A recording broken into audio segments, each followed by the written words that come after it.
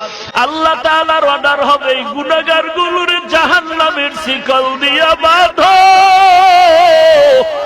আমি আল্লাহ দুনিয়াতে কত নিয়ামত দান করেছি, আমার দেওয়া পানি, আমার দেওয়া বাতাস, আমার দেওয়া সূর্যের আলো, আমার দেওয়া চাঁদের আলো, আমার দেওয়া মাছ, আমার দেওয়া গাছ, আমি মাওলার দেওয়া নিয়ামত পাইয়াও আমি আল্লাহকে মানি নাই।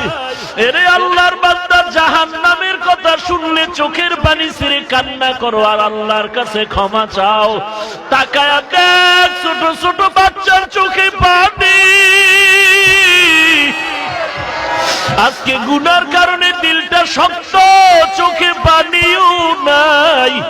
আল্লাহর কাছে কান্নার বাহানা করো আর বলো, আল্লাহ কান্নাওয়ালা চক্ষু দাও, কান্নাওয়ালা চক্ষু দান করো রে মালিক।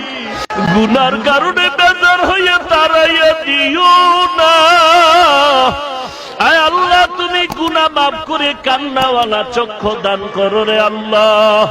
আল্লাহ তাআলা বলবেন, গুনাহগারেরা আলাদা হয়ে যাও, ইনসাফের বিচার করব আমি আল্লাহ। আল্লাহ অর্ডার করবেন, গুনাহগারদের আমলনামা বাম হাতে দেওয়া হবে। বাম হাতটা রেডি করতে বলো।